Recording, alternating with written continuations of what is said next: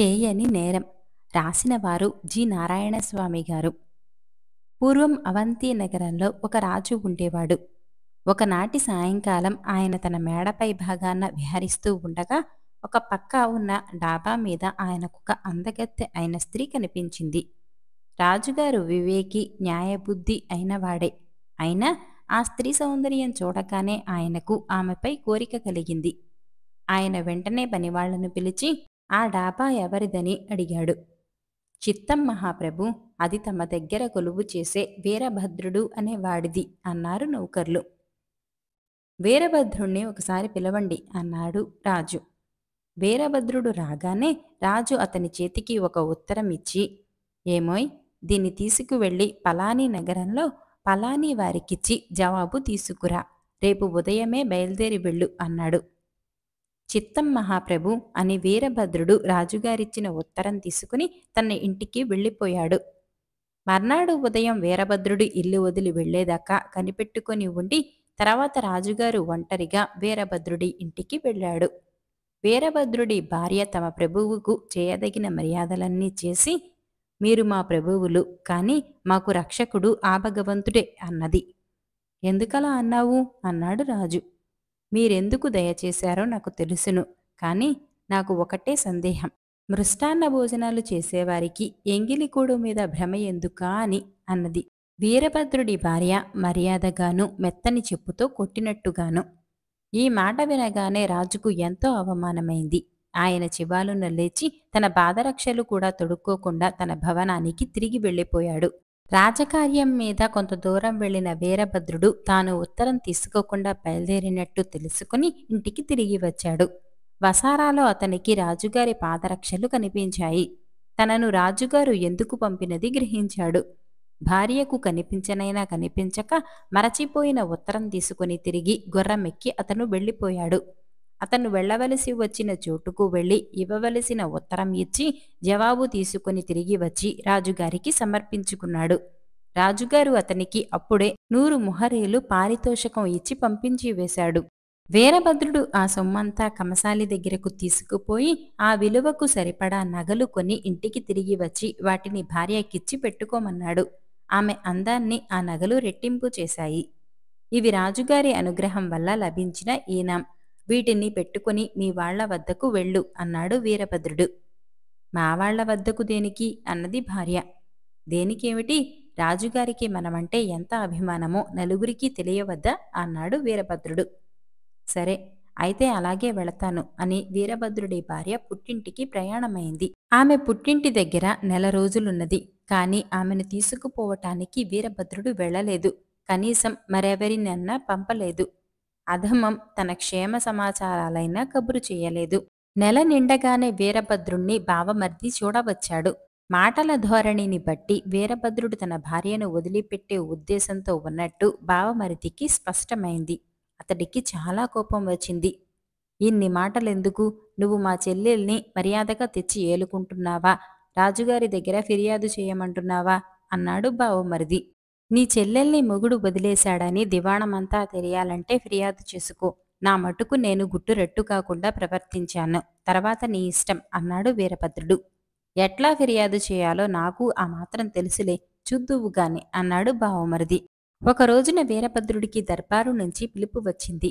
రాజుగారి సింహాసనానికి సమీపంలోనే న్యాయాధికారి కూర్చొని ఉన్నాడు. ఆయన వీరభద్రుడి బావమరిదిని పిలిచి, ఫిర్యాదు చేస్తున్నది నీవే కదా, నీ ఫిర్యాదు సభవారికి విన్నవించు అన్నాడు. బావమరిది ఈ విధంగా చెప్పాడు. ఏలినవారు న్యాయం జత్తగించాలి.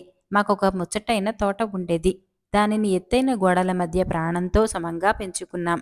చక్కగా పెరిగి పూలతో పళ్లతో కళకళలాడుతున్న ఆ తోటను ఈ వీరభద్రుడికి అప్పగించి జాగ్రత్తగా రక్షించి అనుభవించుకోమన్నాం. ఈ వీరభద్రుడు ఆ తోటను కొంతకాలం పాటు యథేచ్ఛగా అనుభవించి చివరకు గోడలన్నీ కూలతీసి తోటను గాలికి వదిలేశాడు.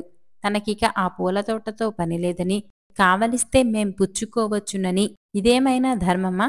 ఇది నిజమేనా? ఈ ఆరోపణకు నువ్వేమంటావు వీరభద్ర అన్నాడు న్యాయాధికారి. వీరభద్రుడు ఈ విధంగా చెప్పాడు. తోటను నేను మొదట తీసుకున్న మాట, తిరిగి వదిలేసిన మాట కూడా నిజమే. కాని నేనా పని ఇష్టమే చెయ్యలేదు, ఒకరి ప్రోద్బలం మీద చెయ్యలేదు.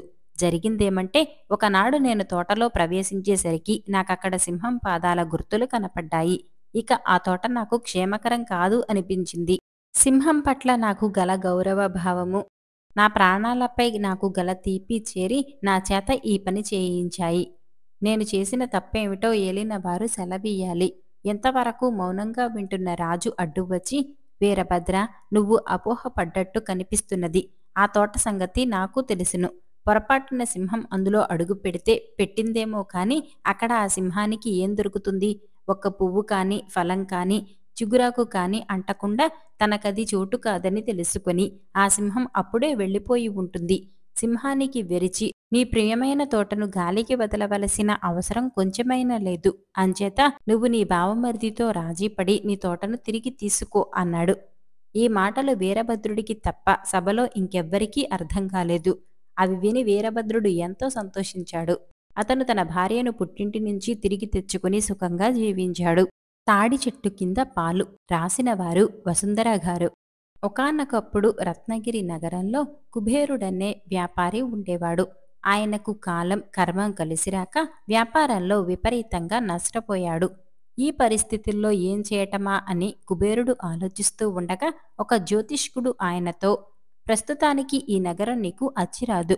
నువ్వు సముద్రయానం చేసి విదేశాలకు వెళ్ళి అక్కడ ఏదైనా వ్యాపారం చేస్తూ కొంతకాలం ఉండి తిరిగిరా.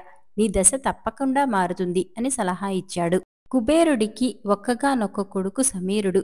వాడికి ఎలాంటి చెడు బుద్ధులు లేవు కాని ఎక్కువగా తాగుబోతులతోనూ జూదరులతోనూ తిరుగుతూ ఉండేవాడు. తను సముద్రయానానికి వెళ్లే ముందు కుబేరుడు కొడుకుని పిలిచి, నాయనా, నేనేదైనా వ్యాపారం చేయాలన్న ప్రయత్నంలో విదేశాలకు వెళుతున్నాను. నేను తిరిగి వచ్చేదాకా ఇక్కడ మనకున్న చిన్న వ్యాపారాన్ని శ్రద్ధగా చూసుకుంటూ అమ్మకు ఏ లోటు రానీయకు అన్నాడు. సమీరుడు సరేనన్నాడు. కుబేరుడు అంతటితో తృప్తిపడక, నువ్వు బుద్ధిమంతుడివని నాకు తెలుసు, కాని చెడు సహవాసం మంచిది కాదు. నువ్వు తాగుబోతులతోనూ జూదరులతోనూ తిరగకు అని చెప్పాడు. సమీరుడు తండ్రి మాటలకు ఆశ్చర్యపోయి, ఇన్నాళ్ళు లేనిది ఈ రోజున ఈ విషయం నాకెందుకు చెబుతున్నారు? ఇందుకేమైనా ప్రత్యేక కారణం ఉన్నదా అని అడిగాడు. అవును నాయనా, కారణం ఉండబట్టే ఈ విషయం చెప్పవలసి వచ్చింది.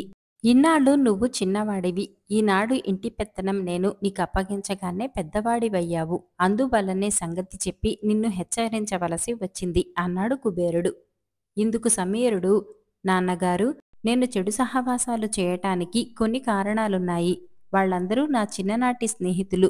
చిన్నప్పుడు అందరం కలిసి హాయిగా తిరుగుతూ ఉండేవాళ్లం. పెద్దయ్యాక అలవాట్ల పేర్లు చెప్పి వాళ్లకు దూరం కావటం స్నేహధర్మానికి విరుద్ధం. ఇది మొదటి కారణం. వాళ్లతో పోల్చితే నేను చాలా బుద్ధిమంతుణ్ణి. వాళ్ళెప్పుడూ నన్ను పొగుడుతూ ఉంటారు. చెడ్డ అలవాట్లు నాకు లేనందుకు, చెడిపోయిన వాళ్ల స్నేహం వదలనందుకు రోజూ వాళ్ళు నన్ను మెచ్చుకుంటుంటే నాకెంతో సంతోషంగా ఉంటుంది. ఇది రెండవ కారణం. అలాంటి వాళ్లతో తిరిగితే ఏదో ఒక రోజున నేను చెడిపోతానని చాలామంది పందాలు కట్టారు. అది తప్పని రుజువు చేయటం కోసం నేను వాళ్లతో ఎక్కువగా తిరుగుతున్నాను. ఇది మూడో కారణం అన్నాడు. కుబేరుడు నవ్వి, నువ్వు చెప్పింది బాగానే ఉంది. ఇంతకాలం వాళ్లతో తిరిగావు కదా, అది చాలు. సమాజంలో నీ హోదా నీ స్నేహితుల్ని బట్టి ఉంటుంది. ఇప్పుడు ఇంటి పెద్దవయ్యావు కాబట్టి ఇక మీదట చెడు సహవాసాలు వదులుకో. తాడి చెట్టు కింద పాలు తాగితే ఏమవుతుందో నీకు తెలుసుగా అన్నాడు. తాటి చెట్టు కింద పాలు తాగితే ఏమవుతుందో సమీరుడికి తెలియదు. కాని తెలియదంటే ఏమాత్రం నీకు తెలియదా అని తండ్రి అంటాడని వాడేమీ ఆయన్నడగలేదు. కుబేరుడు విదేశాలకని బయలుదేరి వెళ్ళాక ఒక రోజున సమీరుడొక్కడు ఒక లోటాలో పాలు తీసుకుని పోయి ఊరి చివర తాటి చెట్టు కింద కూర్చొని పాలు తాగసాగాడు. అందువల్ల పాల రుచిలో ఏ మార్పు రాకపోవటంతో నాన్నగారు అలా ఎందుకన్నారో మరి, తాటి చెట్టు కింద తాగినా పాలు పాలులాగే ఉన్నాయి అనుకున్నాడు. అయితే సమీరుడు తాటి చెట్టు కింద కూర్చొని పాలు తాగటం తెలిసిన వాళ్ళెవరో చూసి వాడి తల్లితో, మీ అబ్బాయి ఊరి చివర తాటి చెట్టు కింద కూర్చొని కళ్ళు తాగుతున్నాడు. చెడు సహవాసాలు చేస్తే ఊరికే పోతుందా? ఇన్నాళ్ళు తండ్రి ఇంట ఉన్నాడని భయపడినట్టున్నాడు. ఇప్పుడు అదుపు చేయగల వాళ్ళెవరూ లేరు. ఇక ఒక్కొక్క చెడు గుణం బయటపడుతుంది అని చెప్పారు. ఇది వింటూనే సమీరుడి తల్లి లబోదిబోమంటూ ఏడవసాగింది. ఎవరో వెళ్ళి ఇంకా చెట్టు కిందే కూర్చొని ఉన్న సమీరుడికి ఈ విషయం చెప్పారు. నేను తాగుతున్నది కళ్ళు కాదు, పాలు అన్నాడు సమీరుడు కబురు తెచ్చిన మనిషితో. ఓహో అలాగా అంటూ ఆ మనిషి నవ్వి అక్కడి నుంచి వెళ్ళిపోయాడు. అప్పటికి సమీరుడి లోటాలో ఇంకా కొద్దిగా పాలున్నాయి. తను తాగింది పాలే అని తల్లికి రుజువు చూపించటానికి వాడా పాలు తీసుకుని ఇంటికి వెళ్ళాడు. వాడి తల్లి ఇంకా దుఃఖపడుతూనే ఉన్నది. సమీరుడు ఆమెకు జరిగినదేమిటో చెప్పచూశాడు. కాని ఆమె ఆ మాటలేమీ వినకుండా, ఇంతకాలం నీకు చెడు సహవాసాల వాళ్లే ఉన్నారనుకున్నాను. నువ్వు చెడిపోయావని ఈరోజే తెలిసింది అన్నది. అమ్మా, ఈ లోటాలో ఉన్నది కళ్ళు కాదు పాలు, కావాలంటే నువ్వే చూడు అన్నాడు సమీరుడు తల్లితో. నేనేం చూడక్కర్లేదు. పాలు తాగేందుకు తాటి చెట్టు కిందకి వెళ్ళి కూర్చోవాలా? ఇంట్లోనే తాగొచ్చు కదా. ఆ పాటి బుద్ధి కూడా లేదా నీకు అన్నది తల్లి. ఆలోచించకుండా చేశాను. పొరపాటైపోయిందమ్మా. ఇంకెన్నడూ ఇలా చెయ్యను. ఇదిగో ఇంట్లోనే తాగుతున్నాను. చూడు అంటూ సమీరుడు మిగతా పాలు అక్కడే తాగిపోయాడు. సమీరుడి తల్లి చటుక్కున వాడి చేతిలోంచి లోటా లాక్కొని దూరంగా విసిరివేసి, అంతగా కళ్ళు తాగాలనుకుంటే ఆ తాటి చెట్టు కిందికే పోయి తాగు. ఇంట్లో తాగితే నేను సహించేది లేదు అన్నది. ఆ లోటాలో ఉన్నది కళ్ళు కాదు పాలని చెబితే వినవేంటమ్మా అన్నాడు సమీరుడు చిరాగ్గా. ఇంతలో ఒక పిల్లి అక్కడికి వచ్చి కిందపడిన లోటాలోంచి ఉడికిన పాలను నాకింది. దానికేమైందో కాని అంతవరకు మామూలుగా నడుస్తున్నదల్లా తూలుకుంటూ అక్కడ నుంచి వెళ్ళిపోయింది. వాడి తల్లి అది చూసి, ఒరే, ఆ లోటాలో ఉన్నది కళ్ళు కాదు పాలని ఇంకా నమ్మమంటావా అని అడిగింది. ఏం జవాబు చెప్పాలో తోచక సమీరుడు తల వంచుకున్నాడు. అప్పుడు వాడి తల్లి కళ్ళు తుడుచుకుని, మీ నాన్నగారు ప్రారంభంలోనే నిన్ను గట్టిగా కోప్పడి సరైన మార్గంలో పెడితే నీకా జూదరుల తాగుబోతుల స్నేహం వల్ల ఈ పాడుబుద్ధులేవి అబ్బేవి కాదు. మీ నాన్నగారు నిన్ని ఇంటికి పెద్దని చేసి వెళ్లారు. ఇకనైనా దురభ్యాసాలకు దూరంగా ఉంటూ ఉన్న వ్యాపారాన్ని జాగ్రత్తగా చూసుకో అన్నది. ఆ మాటలతో సమీరుడికి తాడి చెట్టు కిందకి తీసుకువెళ్ళాక పాలను కళ్ళు కాదని నమ్మించటం ఎంత కష్టమో అర్థమైంది. దానితో వాడికి తండ్రి మాటల్లోని అంతరార్థం బోధపడి చెడు సహవాసాలు వదిలిపెట్టి వ్యాపారం చేసి నలుగురిలోనూ మంచి పేరు తెచ్చుకున్నాడు.